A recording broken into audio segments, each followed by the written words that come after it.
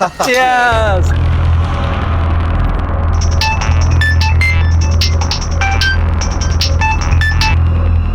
Hello, हाँ आ रहा हूँ। यार ये मेरी बीवी भी ना चैन से पीने नहीं देती। भाई मैं दो चीज़ों से बहुत डरता हूँ, पहली मेरी बीवी और दूसरा कौन? अरे यार दूसरे को मारो गोली, पहले घर पे जाके बीवी को मनाना पड़ेगा।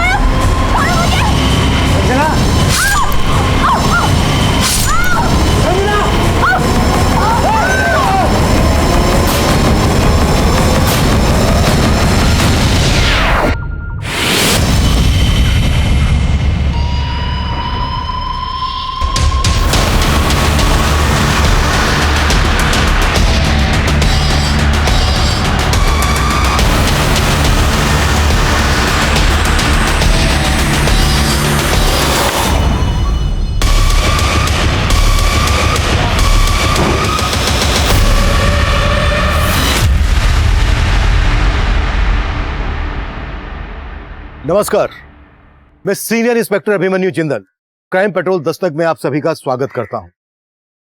सच्चा इंसान झूठ बोलने से डरता है और झूठ बोलने वाले इंसान को सच भी डरा देता है।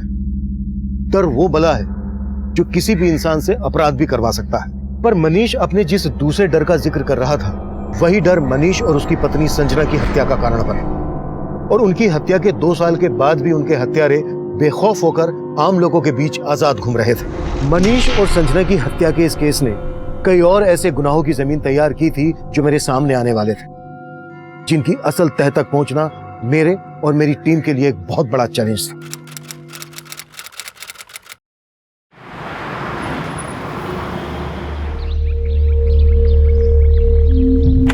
चल शगुफ्ता, कितना टाइम लगाएगी? जल्दी कर यार, लेट हो रही है।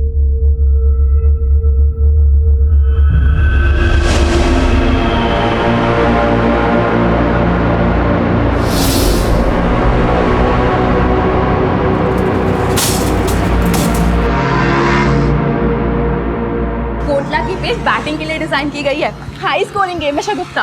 अरे पागल, तू अभी से क्यों एक्साइटेड हो रही है? पहले स्टेडियम तो पहुंच जाए।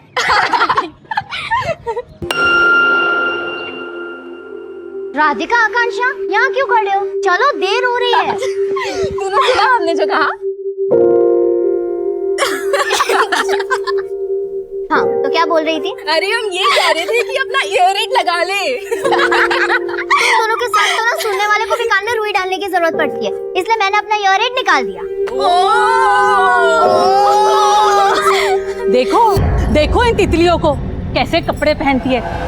एक्सक्यूज मी, क्या कहा आपने? कान ना तेरे खराब है, मेरे नहीं। मेरे तो कान खराब है, पर आपकी जबान ही खराब है। 1 मिनट। मेरी जबान खराब है? देखो। हाँ, क्या कर रही है तू? अगर हिम्मत है तो ऑन कैमरा बोल के दिखाइए, आखिर दुनिया भी तो देखे आपकी सोच कैसी है। कहाँ? एक सेकंड आंटी, बोलो ना। अरे छोड़, कैमरे पे बोल के जाइए ना। या तो आप सभी के सामने हमें सॉरी बोलेंगे या ऑन कैमरा बोले कि आपकी सोच कितनी घटिया है। अरे शगुफ्ता, आप जाने दो ना, छोड़ो ना आप। अच्छा, तो आप भी ऐसा सोचते हैं जैसा लीना आंटी? नहीं, ऐसा कुछ नहीं है। मैं क्या कर रही हूँ? सॉरी बोल दो वरना छोड़ेगी नहीं है। मैं और इन लोगों को सॉरी बोलूंगी? क्या पागल हो गए क्या? मतलब आप अग्री करती है अपनी सोच से? हाँ, बताइए ना। हाँ, मैं अग्री करती हूँ, कुछ गलत नहीं कहा मैंने। जब 2 साल की बच्ची का रेप होता है तब वो भी क्या यही बोलती है, कम एंड रेप मी? 80 साल की बुजुर्ग तक को नहीं छोड़ा जाता है, वो भी क्या यही बोलती है, come and rape me?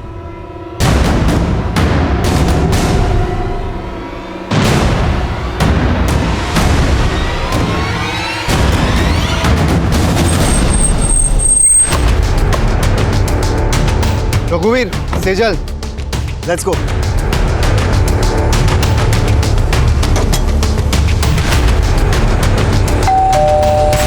Mummy कहाँ चलेगी? मुझे ही जाना पड़ेगा।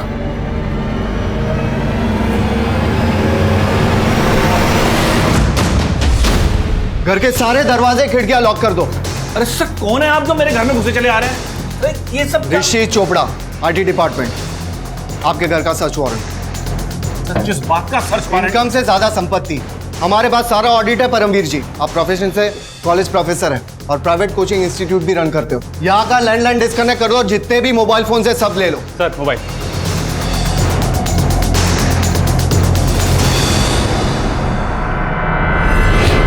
सर आइए बैठ के बात कर लेते हैं, यही मामले को निपटा लेते हैं। जैसा आप कहोगे हम वैसे ही करेंगे। प्लीज आप प्लीज बैठ के। मुझे रिश्वत देने की कोशिश कर रहे हैं आप?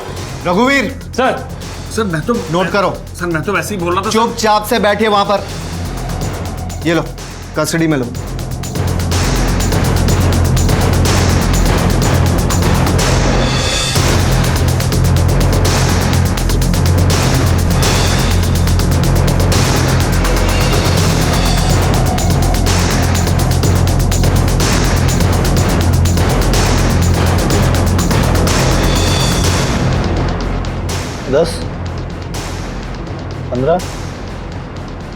रघुवीर यहाँ के सीसीटीवी का डीवीआर कलेक्ट करो। We need it as a proof कि यहाँ लाखों रुपए के कैश और जेवर मिले। Yes sir.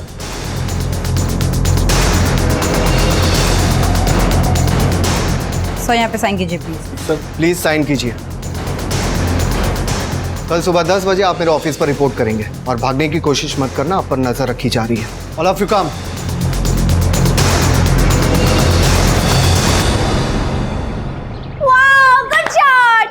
रश्मि, प्रेगनेंसी के बाद जिस तरह तुम क्रिकेट एंजॉय करियो ना, मुझे तो लगता है हमारा होने वाला बेटा ना क्रिकेटर ही बनेगा। बेटा क्यों, बेटी भी होगी तो भी मैं क्रिकेटर बनेगी।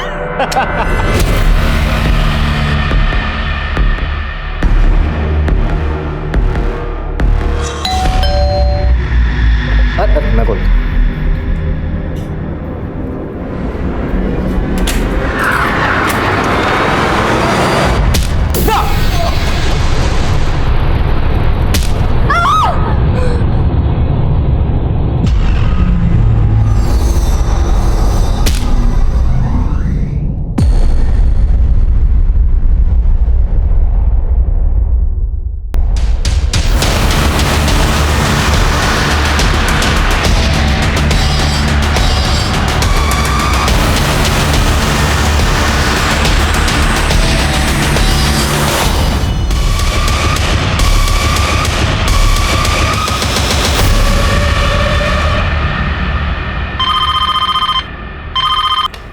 Hello control room.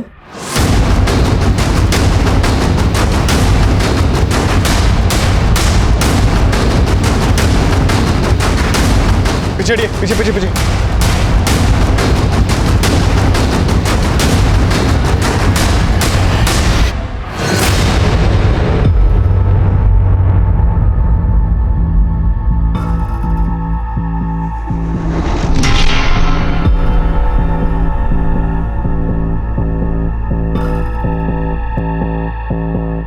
आप लोगों में से इस घर में से कौन है? साहब, कल्पेश साहब और रश्मि मैडम अकेले रहते थे यहाँ। आप कौन? मैं यहाँ साफ सफाई का काम करती हूँ।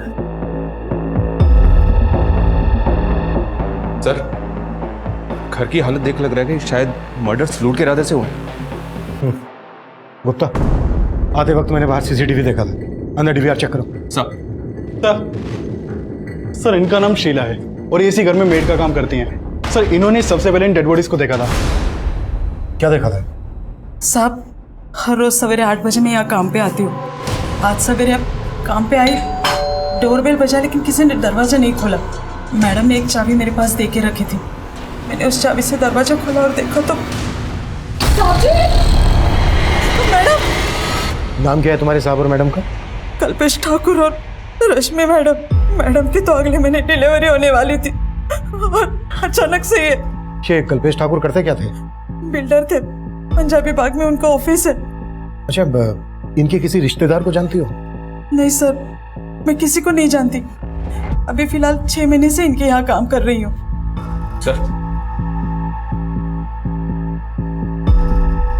सर सीसीटीवी से डीवीआर गायब है, एक भी रिकॉर्डेड फुटेज नहीं है। मतलब क्रिमिनल्स पूरी प्लानिंग के साथ आए थे और कुछ मिला? नहीं सर, पूरा घर अस्त व्यस्त है। ऐसा लग रहा है जैसे सब कुछ लूट कर ले गए। मैंने अंदर बेडरूम में देखा, बेडरूम के बेड पर जो गद्दा है उसे शायद उसे फाड़ा गया है।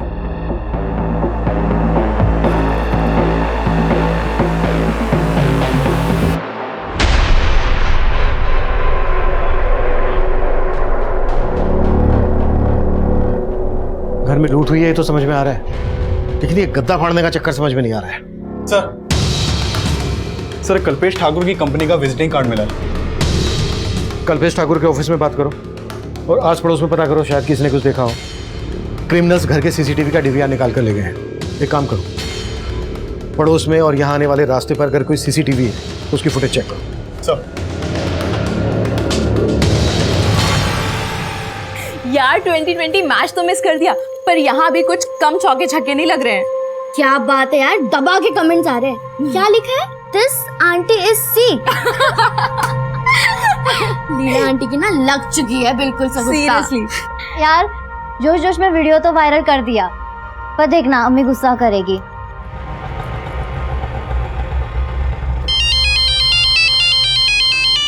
लाइए 200 रुपए। 200 रुपए? भैया केशवपुरम से ना रोज आते जाती हूँ, 80 रुपए से ज्यादा नहीं लगता। अरे मैडम कहाँ जी रहे हैं 80 रुपए के जमाने में? 200 रुपए बनते हैं, लाइए 200 रुपए दीजिए। ऐसे कैसे दे दूँ 200 रुपए? ये पकड़ो 100 रुपए और 20 रुपए वापस करो, वरना पुलिस को बुलवाऊंगी और धोखाधड़ी के चक्कर में अंदर करवा दूंगी। ये लीजिए अपने 20 रुपए। समझ सकता हूँ, हर कोई अपने एरिया में छोड़ा होता है। क्या?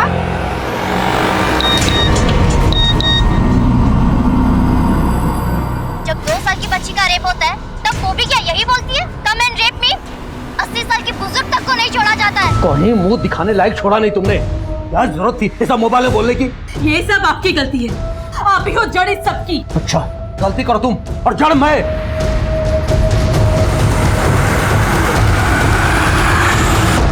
मैं जानती हूँ शगुफ्ता कि वो कैसी औरत है, पर बेटा कीचड़ में पत्थर मारेंगे तो कीचड़ तो हम पर ही आएगा ना।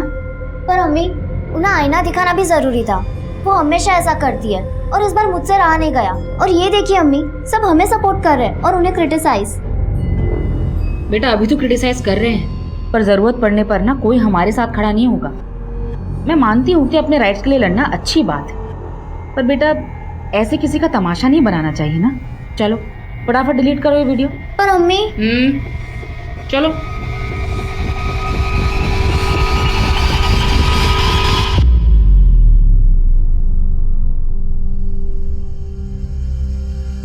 ये तो कल्पेश ठाकुर के घर की तरफ गए थे। बेडरूम के गद्दे का फटा हुआ मिलना और यहाँ घर के बाहर जो गाड़ी है उस पर इनकम टैक्स डिपार्टमेंट भारत सरकार लिखा हुआ है। सर कहीं आईटी रेड का चक्कर तो नहीं? गुप्ता घर में मर्डर्स भी हुए, हमें इस चक्कर को बहुत अच्छे से समझना होगा। ये देखो, गाड़ी का नंबर दिख रहा है। वेरीफाई करो कि ये गाड़ी क्या वाकई में आयकर विभाग की? सर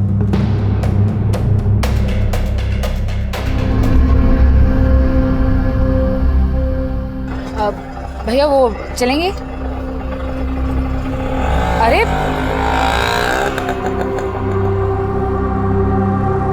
नफीसा, तुम यहाँ क्या कर रहे हो? तुमने तो मेरा फोन उठाना बंद कर दिया, तो मैंने सोचा कि यहीं आके मिल लूं। मुझे जो कहना था ना, मैं पहले भी कह चुकी हूँ। तुम्हें मेरा घर खाली करना होगा। 1 हफ्ते का टाइम दे रहा हूं तुम्हें मैं, नहीं तो अच्छा नहीं होगा।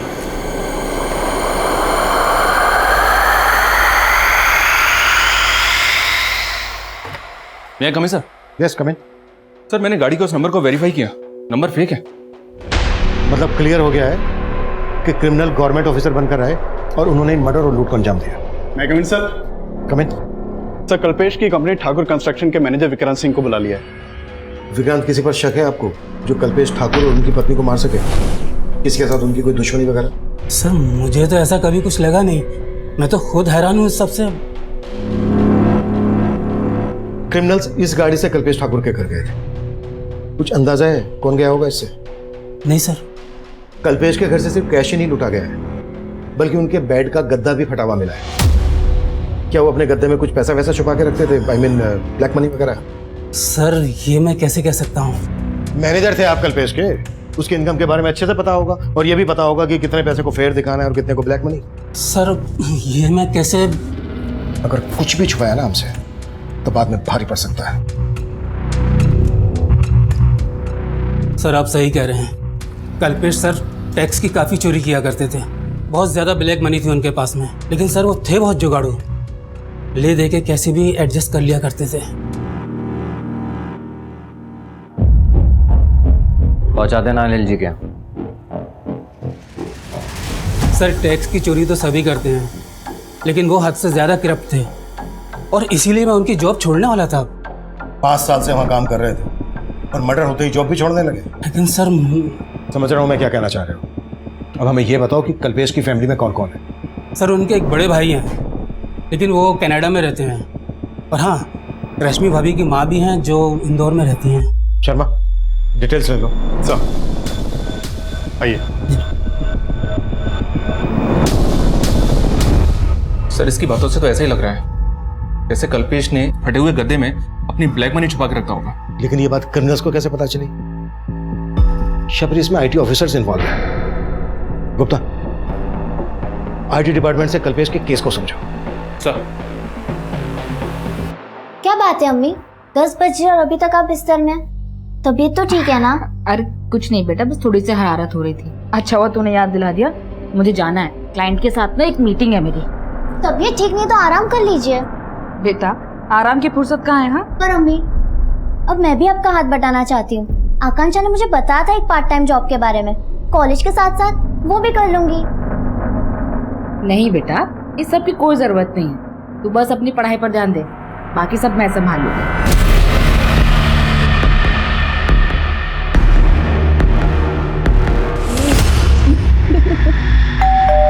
मैं देखती हूँ। देखती हूँ मैं।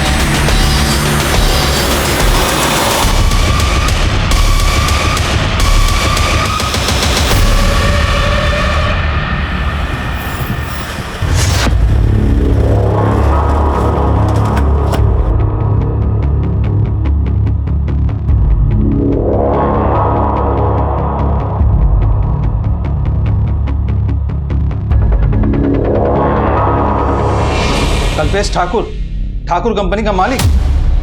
हाँ, मैं उसे बहुत अच्छे से जानता हूँ। इस कल्पेश के बारे में और क्या क्या जानते हैं, क्या मैं जान सकता हूँ? एक नंबर का करप्ट बिजनेसमैन था वो। उस जैसे टैक्स पेयर पर हमारी हमेशा नजर रहती थी। टैक्स चोरी के अलावा कुछ और सोचता ही नहीं था। वो हमारी रडार पर बहुत दिनों से था और हमने उसके यहाँ रेड भी प्लान किया था अगले हफ्ते। अगले हफ्ते? हाँ। अगर आपने अगले हफ्ते रेड प्लान की थी तो फिर ये लोग कौन हो सकते हैं? ये देखिए, वो लोग भारत सरकार की गाड़ी में आए थे।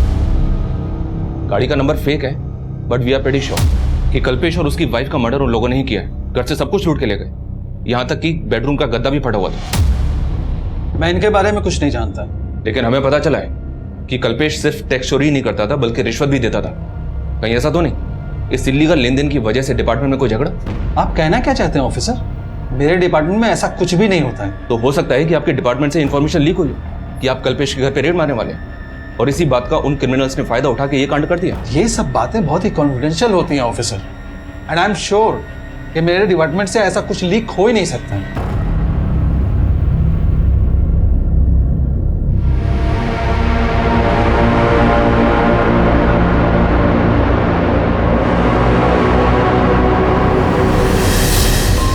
सर, पोस्टमार्टम रिपोर्ट के मुताबिक कल्पेश और उसकी वाइफ का मर्डर उसी दौरान हुआ जिस दौरान भारत सरकार के फेक नंबर की वो गाड़ी उनके घर के बाहर देखी गई।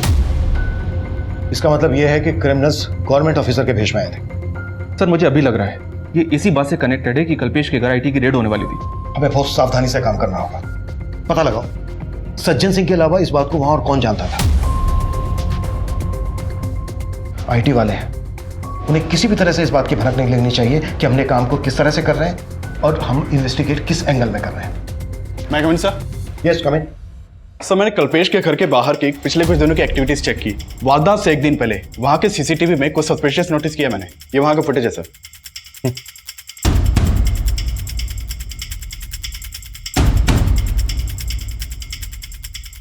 और जब मैंने कल्पेश की मेड से इस आदमी के बारे में पूछा तो वो बोली, सब मुझे पता नहीं ये कौन है। लेकिन ये आदमी आपको देख के वापस जाने लगा। आपको कुछ अजीब नहीं लगा? तब लगा था, लेकिन मैंने इतना ध्यान नहीं दिया। सर, ये आदमी क्राइम से एक दिन पहले घर के बाहर देखा गया है। क्या ये वाकई में पॉसिबल है? कि ये आदमी उन क्रिमिनल से कनेक्टेड होगा। अब तक हम इस केस को सिर्फ आईटी से कनेक्ट कर रहे हैं।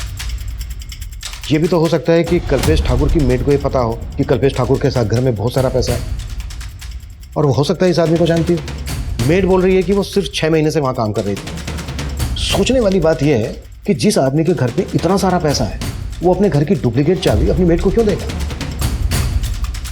और हो सकता है ये बात कल्पेश ठाकुर के मैनेजर को भी पता हो कि उसके घर में इतना सारा ब्लैक मनी है। हमें हर एंगल पे काम करना है। Yes sir. नहीं कमिंग सर। कमिंग सर, संजीवनी सोसाइटी के सेक्रेटरी का फोन आया था। उसकी बातों से लग रहा है कि मामला काफी सीरियस है। कैसा मामला? सर नमस्ते सर। सर मेरा नाम राजन है, मैं इस सोसाइटी का सेक्रेटरी हूँ। सर मैंने आपको कॉल किया था। सर ये बिल्डिंग फ्लैट नंबर 205 में माँ बेटी किराए पे रहते हैं सर। 2 दिन से गेट नहीं खोला उन लोगों ने। इस तरफ सर। आइए सर, आइए सर, हटो। सर देखिए सर, पेपर भी लगा हुआ है, दूध भी पड़ा हुआ है। सर हमने फ़ोन भी ट्राई किया था, दोनों के फ़ोन स्विच ऑफ है। राणा, दरवाजा तोड़ो।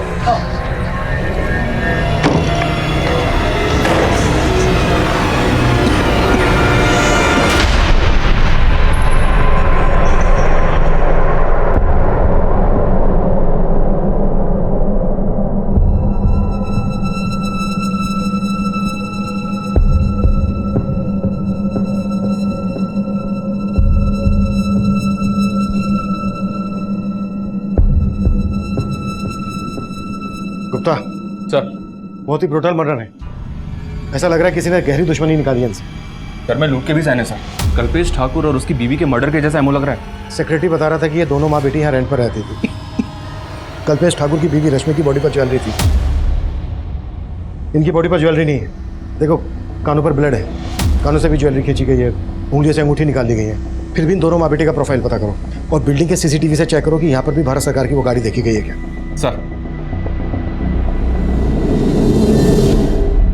सर ये लेडी का नाम नफीसा है और ये एक लॉयर थे सर, और उनकी बेटी वो शगुफ्ता, वो यहीं कॉलेज में पढ़ते हैं। तकरीबन 1.5 साल से ये लोग यहाँ रह रहे थे। और शगुफ्ता के फादर? सर वैसे उनको कहीं देखा नहीं, शायद वो विडो थी। फ्लैट का मालिक कौन है? सर मंजीत सिंह, ये संत नगर में रहते हैं। मंजीत का नंबर ले लो इनसे। और किस किस का आना जाना था? सर शगुफ्ता की 2 फ्रेंड्स है, आकांक्षा और राधिका। ज्यादातर वो ही यहाँ आती जाती रहती है। पिछले 2 दिन में किसी को देखा था आते जाते? हाँ सर, 2 दिन पहले मैंने एक डिलीवरी बॉय को देखा था, इनके घर की डोरबेल बजा रहा था। कौन डिलीवरी बॉय? वो मुझे नहीं मालूम सर। सर पूरी बिल्डिंग की सीसीटीवी खराब है और बिल्डिंग में 1 हफ्ते से सिक्योरिटी गार्ड भी नहीं है।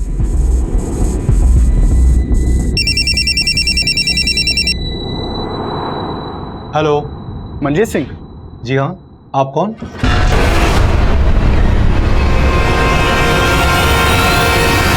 गुप्ता सर, ये कल्पेश की मेट क्यों है जरा पता करो। सर नफीसा शगुफ्ता जिस फ्लैट में रहती थी उसके मकान मालिक मंजीत सिंह से मेरी बात हुई। ठीक है, उसको थाने बुला लो। और उसकी नेबर शगुफ्ता की फ्रेंड्स के बारे में बता रही थी कि उनका भी यहाँ आना जाना था, उनके बारे में पता करो। सर मेरा वहाँ आना जाना कम ही होता था। वो फ्लैट मैंने किराए पे चढ़ाने के लिए ही खरीदा था। शगुफ्ता और नफीसा के पड़ोसी कैसे होते? मतलब उनका किसी के साथ कोई लड़ाई झगड़ा होता होगा तो आपको पता चल ही जाता होगा। सर कईयों से उनके लड़ाई झगड़े थे। वो लोग तो चाहते थे कि मैं उन्हें वहां से निकाल दूं। कई कंप्लेंट आती थी सर उनकी। कैसी कंप्लेंट? और कौन करता था? सर मुझे वहां के सेक्रेटरी सब कुछ बताते थे। सर वहां के लोगों को उनसे बहुत प्रॉब्लम थी। किसी को उनके पहनावे से प्रॉब्लम थी तो किसी को उनकी लाइफस्टाइल से, और यहाँ तक कि हमारे सेक्रेटरी साहब को तो उनकी बिरादरी से प्रॉब्लम थी। वो उनके सामने वाले फ्लैट में ही रहते हैं।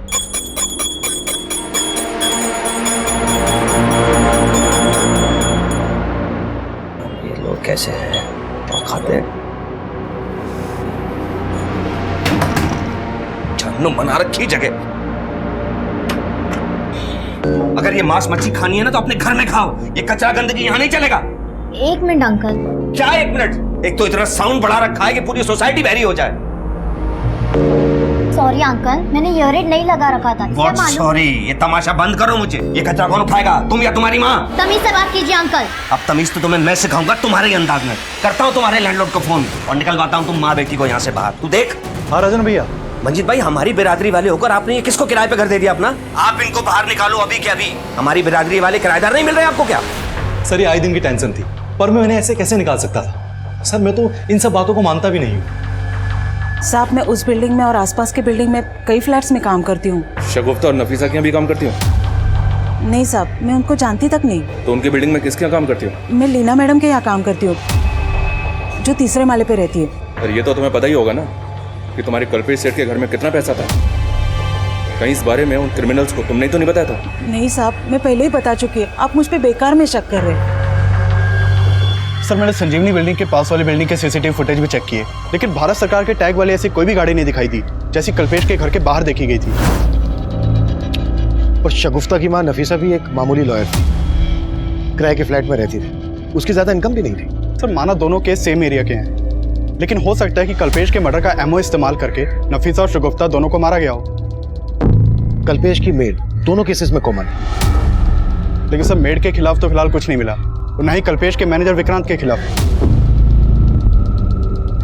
आईटी डिपार्टमेंट से कोई इन्फॉर्मेशन? तो हमारे इन्फॉर्मर वहां भी लगे हुए हैं,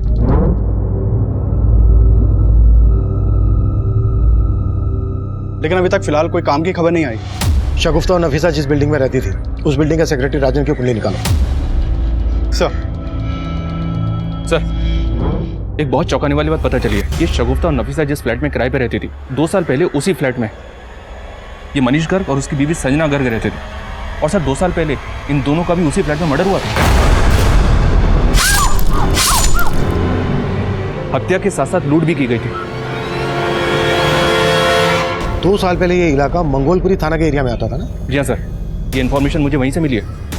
मनीष और संजना का मर्डर किसने किया था? सर ये केस किसी नतीजे तक नहीं पहुंचा था, काफी टाइम तक बैकलॉग में था। लेकिन मर्डर के 6 महीने के बाद मनीष के भाई ने वो फ्लैट मंजीत को बेच दिया था। और सर 2 साल पहले उस बिल्डिंग का सेक्रेटरी ये राजन भार्गव भी था। उस केस में भी पुलिस को राजन के ऊपर ही शक था, क्योंकि राजन का मनीष और संजना के साथ काफी झगड़ा हुआ था। और मंजीत बोल रहा था कि ये राजन शगुफ्ता और नफीसा को इस बिल्डिंग से निकलवाना चाहता था। राजन को लेकर आओ। सर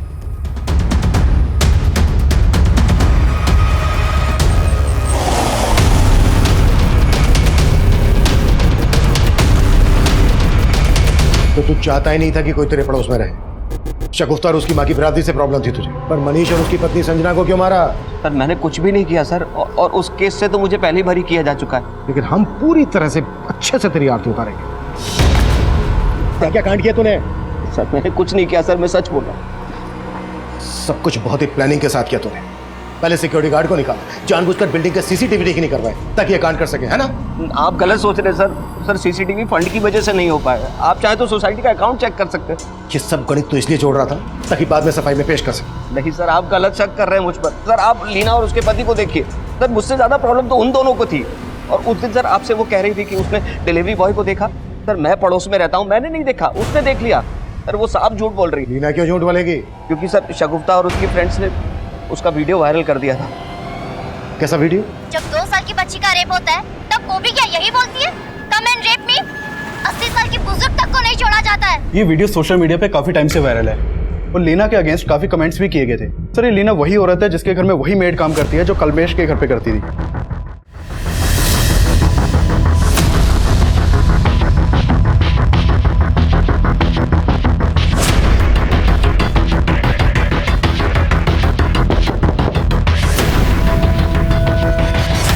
मानती हूँ कि मैंने उनकी ड्रेसिंग पे कमेंट किया था। तुमने क्या कमेंट किया था ये बहुतों ने देखा उस वायरल वीडियो में, और उसके बाद सोसाइटी में तुम्हारी क्या इज्जत रह गई थी ये मालूम है हमें। इसी बात का बदला लिया ना तुमने उनसे? नहीं सर, मुझे अपनी गलती का एहसास था।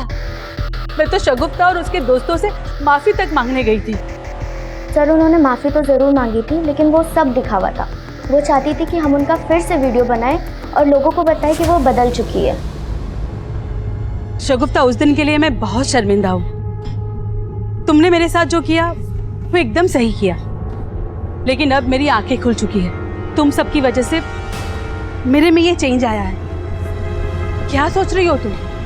क्या तुम्हें अब भी मेरी बात झूठी लग रही है? नहीं आंटी, इट्स फाइन कि आपको आपकी गलती का एहसास हुआ, पर ये तुम्हें दुनिया को भी बताना चाहिए ना। अब तुम मेरा वीडियो नहीं बनाओगी? नो आंटी, क्योंकि मैं जानती हूँ हाथी के दांत खाने के और दिखाने के अलग होते हैं। सर प्रॉब्लम सिर्फ लीना आंटी में नहीं थी, उनके हस्बैंड भी कोई कम नहीं है। लीना के हस्बैंड ने क्या किया था? सर वो बेवजह शगुफ्ता में इंटरेस्ट दिखा रहा था। वो परेशान हो चुकी थी पर कुछ बोल नहीं पा रही थी। यार इतने अच्छे हाय शगुफ्ता, शगुफ्ता कैसा चल रहा तुम्हारा कॉलेज? अच्छा चल रहा है uncle. Don't call me uncle. अरे माना कि मैं शादीशुदा हूँ, लेकिन तुमसे इतना बड़ा भी नहीं कि तुम मुझे अंकल बोलो। ठीक है, नहीं बोलूंगा। Okay, take care. ये तेरे में कुछ ज्यादा इंटरेस्ट नहीं दिखा रहा है। फिर तेरा क्या इरादा है? सर, उनको गलतफहमी थी कि शगुफ्ता और उनके हस्बैंड के बीच में कुछ चल रहा है। सर, उनको ऐसा लगता था कि हम उनके हस्बैंड पे लाइन मारते हैं, बट ऐसा कुछ भी नहीं था सर। सर, मैं किसी गलत इंटेंशन से शगुफ्ता से बात नहीं करता था, पर मेरी बीवी बेकार ही मुझ पर शक करती थी। तो इसी वजह से आपकी बीवी ने शगुफ्ता के साथ साथ नफीसा को भी रास्ते से हटा दिया। सर, मैं सच कह रही हूँ, मैंने कुछ नहीं किया। सर, मैंने आपको बताया ना कि उस दिन वहाँ एक डिलीवरी बॉय आया था और शगुफ्ता के घर की डोरबेल बजा रहा था। मुझे तो लग रहा है कि वो राजन भार्गव अपना किया छिपाने के लिए मुझे झूठा साबित कर रहा है। नफीसा एक लॉयर थी। एंगल नफीसा के प्रोफेशन से भी जुड़ा हो सकता है। शगुफ्ता और नफीसा से जुड़ी छोटी से छोटी बातों के बारे में भी पता करो। राजन, दीना और निरंजन पे नजर रखो। सर, काफी कोशिश के बाद आईटी डिपार्टमेंट के एक एम्प्लॉय से काम की इन्फॉर्मेशन निकाली है। सर, वहाँ एक राकेश मीणा नाम का आदमी सज्जन सिंह के अंडर काम करता है। मैंने उससे रिक्वेस्ट किया था, वो आपसे मिलने के लिए तैयार हो गया है। बुला लो। सर, करीब 1 महीना पहले परमवीर जैन नाम का एक आदमी आईटी ऑफिस में आया था।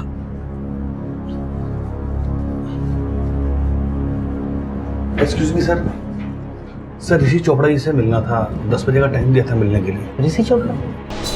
ऋषि Chopra, IT department. Excuse sir, क्या हुआ? सर, वो आईटी इंस्पेक्टर ऋषि चोपड़ा जी ने सम्मन दिया था और कहा था कि कल 10 बजे ऑफिस में आकर मिले। ऋषि चोपड़ा? जी सर। मगर इस नाम का कोई ऑफिसर यहाँ काम नहीं करता। सर, उनके अंडर में रघुवीर सिंह, सेजल गुप्ता और अतुल शर्मा थे। वो कल मेरे घर आए थे। मगर इन नामों के कोई ऑफिसर हमारे यहाँ काम नहीं करते। क्या? सॉरी सर, मुझे लगता है कि मुझे कुछ गलतफहमी हो गई है। मैं चलता हूँ। रुको 1 मिनट, तुम्हें सम्मन मिला था, इसका मतलब कल तुम्हारे यहाँ रेड हुई थी? नहीं सर, हमारे घर कोई रेड नहीं हुई सर। नाम क्या है तुम्हारा, कहाँ रहते हो? सर, मैंने बोला ना कि मुझे गलतफहमी हुई है, बस मैं चलता हूँ। मेरी बात सुनो सर, सुनो। फिर वो वहां से चंपत हो गया। मुझे शक हुआ तो मैंने ये बात सज्जन सर से की। फिर हमने ऑफिस का सीसीटीवी चेक किया और उसकी प्रोफाइल निकाली। तब हमें ये मालूम हुआ ये वही परमवीर जैन है जिसके यहाँ हम लोग रेड मारने वाले थे। फिर आप लोगों ने क्या एक्शन लिया? सर, हमारी टीम ने उसके घर पे रेड डाली, मगर वहाँ हमें कुछ मिला ही नहीं। लेकिन तब भी हमें एक बात समझ में नहीं आई कि ये ऋषि चोपड़ा, अतुल शर्मा और रघुवीर सिंह और सेजल गुप्ता की बात कर रहा था। आप हमें परमवीर जैन का नंबर और एड्रेस दे सकते हैं? Sure sir. Thank you. मैं कम इन सर? यस, कम इन। सर, मैंने नफीसा और शगुफ्ता के कॉल रिकॉर्ड चेक किए। शगुफ्ता को आखिरी कॉल एक विल कोरियर कंपनी की तरफ से आया था। दरअसल शगुफ्ता ने अपने लिए एयर एड ऑर्डर किया हुआ था और ये डिलीवरी उसी दिन होने वाली थी जिस दिन उन दोनों का मर्डर हुआ था। सर, मैंने डिलीवरी बॉय को यहाँ बुलवा लिया है। गुड। और सर, नफीसा के कॉल रिकॉर्ड से ये सामने आया कि नफीसा के अपने मकान मालिक मंजीत सिंह के साथ लगभग रोजाना बातचीत होती थी। अफेयर का एंगल? सर, हो सकता है। ठीक है, इस मंजीत के बारे में सब कुछ पता करो। सर।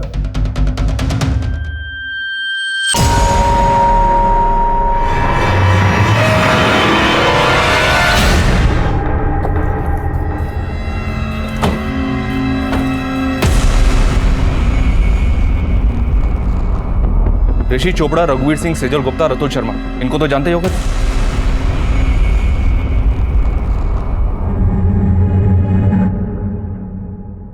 नहीं सर, मैंने नहीं जानता।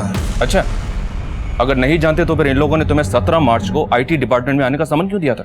सर, लगता है आपको कोई गलतफहमी हुई है। परमवीर, हम एक मर्डर केस इन्वेस्टिगेट कर रहे हैं। अगर कुछ भी जानते हो तो बता दो हमें, नहीं तो बुरे फंस सकते हो तुम, समझे? सर, दरअसल वो 16 मार्च को हमारे घर आए थे और कह रहे थे कि वो आईटी डिपार्टमेंट से हैं। और फिर उन लोगों ने यहाँ रेड की? हाँ सर। और अगले दिन जब मैं आईटी डिपार्टमेंट गया तो पता चला कि उन लोगों का इस डिपार्टमेंट से कोई लेना देना ही नहीं है। सर, वो लोग बेवकूफ बनाकर हमारे घर से सब सामान लूट कर ले गए और यहाँ तक कि सीसीटीवी कैमरे के डीआरएस भी निकाल कर ले गए। और तुमने पुलिस को इन्फॉर्म तक नहीं किया, इसलिए ना क्योंकि तुम जानते थे कि वो लोग तुम्हारी ब्लैक मनी लूट कर ले गए? जी सर, लेकिन सर उसके बाद मैंने कसम खाई कि कभी भी टैक्सी चोरी नहीं करूंगा। वो चारों दिखते कैसे थे? सर, 4 नहीं, वो 5 थे। 5? जी सर, एक बार गाड़ी के पास खड़ा था। गाड़ी पे क्या लगा था? आरएसआर का? जी सर। उन सब के स्केच बनवा सकते हो तुम? सर, बात तो बहुत पुरानी है लेकिन उनके चेहरे नहीं भूल सकता मैं। हाँ सर, उस दिन मैं वहाँ सगुप्ता जैदी के यहाँ एक पार्सल डिलीवर करने गया था सर। मैं काफी देर तक डोर बेल बजाता रहा लेकिन किसी ने दरवाजा खोला नहीं सर।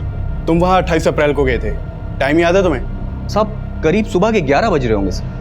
पोस्टमार्टम रिपोर्ट के मुताबिक 28 अप्रैल को करीबन इसी समय शगुफ्ता और उसकी माँ का मर्डर हुआ था। कहीं तुम कुछ छुपा तो नहीं रहे हो? नहीं सर, मैं कुछ नहीं छिपा रहा सर।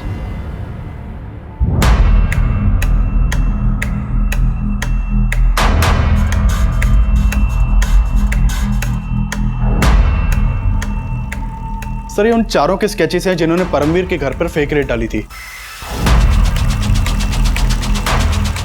और पूरे चांसेस हैं कि ये वही लोग हैं जिन्होंने कल्पेश के घर पर भी फेक रेड डाली थी।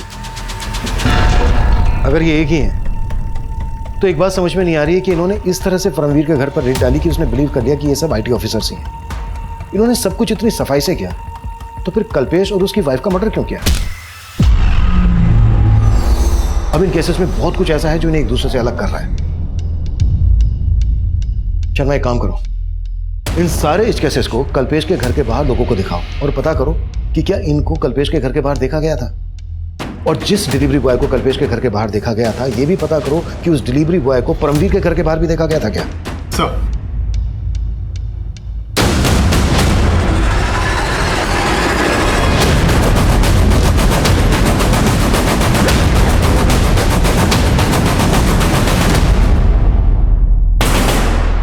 सर आपका अंदाजा सही था। परमवीर के घर जिस दिन फेक रेड हुई उसके एक दिन पहले ये आदमी परमवीर के घर नजर आया था।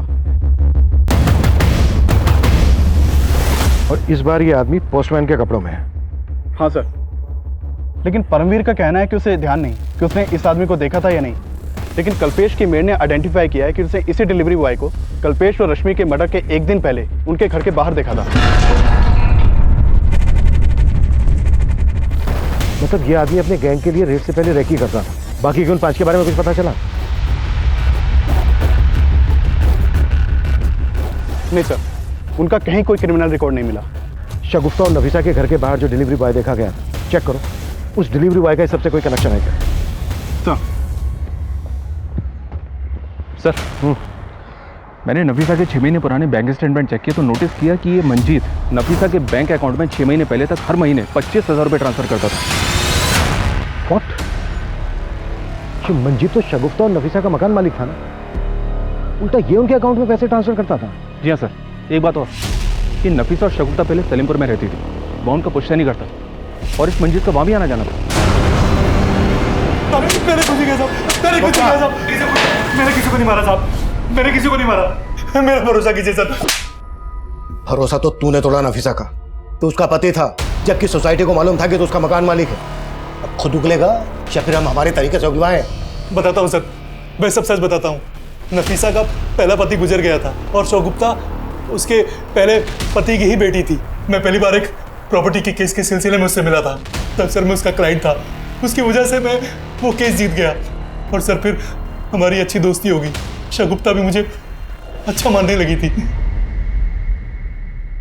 नफीसा मुझसे सच्चा प्यार करने लगी थी और वो मुझसे शादी करना चाहती थी।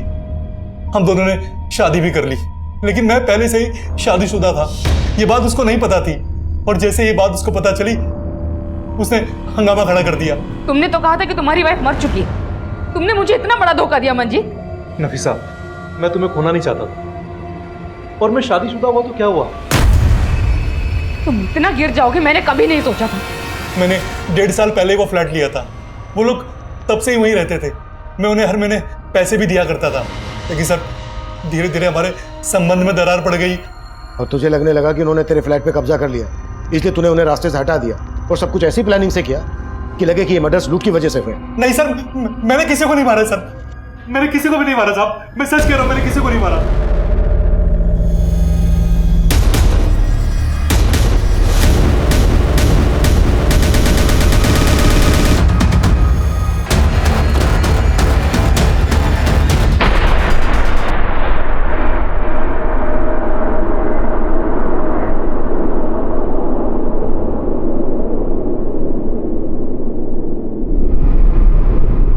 सर ये तो वही आदमी लग रहा है जो उस दिन परमवीर और कल्पेश के घर के बाहर देखा गया था। ये देखिए। इस लाश के मिलने के बाद हमें लगा कि इसकी पहचान से हम बाकी के क्रिमिनल्स तक पहुंच जाएंगे। इस लाश की फोटो और बाकी के 4 क्रिमिनल्स के स्केचेस हमने दिल्ली के सभी थानों में सर्कुलेट किए, लेकिन कोई सफलता हमारे हाथ नहीं लगी। फिर हमने उन खबरी नेटवर्क के जरिए उन तक पहुंचने की लीड भी ढूंढने लगे। इसी कोशिश में हमें पता चला कि जिस आदमी की लाश हमें मिली थी वो आदमी 2 साल पहले तक दिल्ली में मजदूरी करता था और उसका नाम बलराम था, लेकिन उसके आगे पीछे कोई नहीं था। बलराम के जानने वालों से हमें उसका मोबाइल नंबर मिला। उसके कॉल रिकॉर्ड से इस केस में हमें एक अहम लीड मिली, लेकिन हमारी ये कोशिश भी अधूरी साबित होने वाली थी। बलराम के जानने वालों से हमें उसका मोबाइल नंबर मिला। उसके कॉल रिकॉर्ड से इस केस में हमें एक अहम लीड मिली।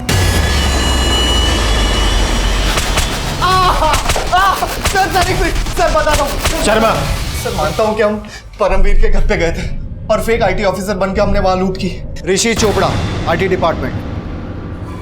लेकिन सर हमने नफीसा और शगुफ्ता को नहीं मारा सर। और कल्पेश और उसकी बीबी रश्मि? सर उस दिन हम कल्पेश के घर पे फेक रेड डालने ही गए थे, लेकिन हमें नहीं मालूम था कि कल्पेश डेढ़ चाणा निकलेगा। आईटी ऑफिसर ऋषि चोपड़ा, आपके घर का सर्च वारंट। सारे दरवाजे खिड़कियां बंद कर। अरे आप अंदर क्यों घुस रहे हैं? पूरा घर छान मारो। ऐसे कैसे घुस गए घर के अंदर? और कौन सा वारंट है? तुम सब लोगों को अच्छी तरह जानता हूं मैं। अभी पुलिस को फोन करता हूं।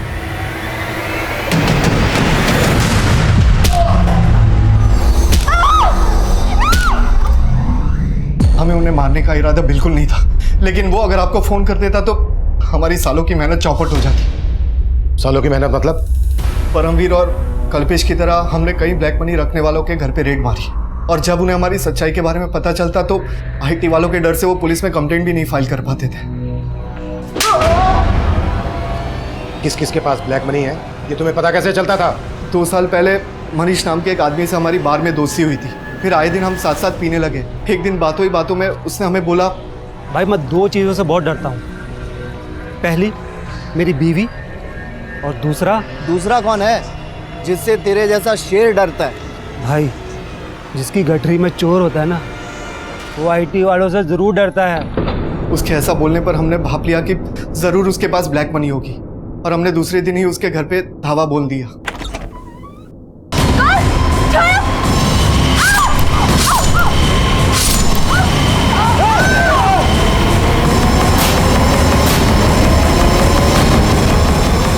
उस केस में हमें कोई नहीं पकड़ पाया था सर। हमें लगा उस तरह से तो जो लोग ब्लैक मनी रखते हैं उनको हम इजीली टारगेट बना सकते हैं। और बलराम तो तुम्हारा साथी था, उसको क्यों मारा? बलराम हमारे लिए टारगेट की रैकी करता था और ब्लैक मनी रखने वालों की इंफॉर्मेशन भी निकालता था। हमें लगा कि हमें से एक बलराम ही है जिस तक आप आसानी से पहुंच सकते हैं, तो सर हम फंस ना जाए उस चक्कर में उसे मार दिया।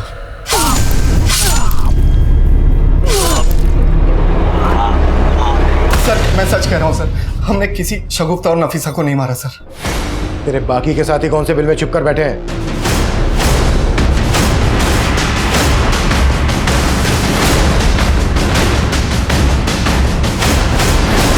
कल्पेश और रश्मि ठाकुर के साथ साथ 2 साल पुराना मनीष और संजना मर्डर केस भी सॉल्व हो गया, लेकिन शगुफ्ता और उसकी मां का मर्डर केस अभी भी अनसुलझा था। फिर हमने इस केस को रिविजिट किया। शगुफ्ता और नफीसा से जुड़ी छोटी से छोटी, पुरानी से पुरानी बातों के बारे में पता करना शुरू किया, और हमें एक लीड मिली। सर करीब 2 महीने पहले मैं और शगुफ्ता मार्केट जा रहे थे, तब अचानक से 2 आदमी हमारे सामने आ गए। ये क्या तरीका है? अभी तक तुम्हारी अम्मी ने हमारे पैसे नहीं दिए। राजू भैया, आपने अपना काम पूरा किया होता तो पैसे देते ना। मुझे पूरे पैसे चाहिए, बोल देना अपनी अम्मी को, वरना अच्छा नहीं होगा, समझी?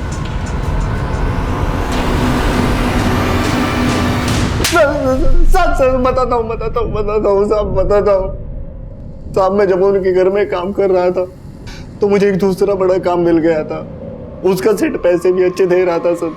मैंने सोचा मैं पहले सेठ का काम खत्म कर देता हूँ और बाद में इनका काम कर दूंगा, लेकिन साहब उन्होंने वो काम दूसरे कारीगर से करवा लिया और उन्होंने मेरा बाकी का 6000 भी नहीं दिया।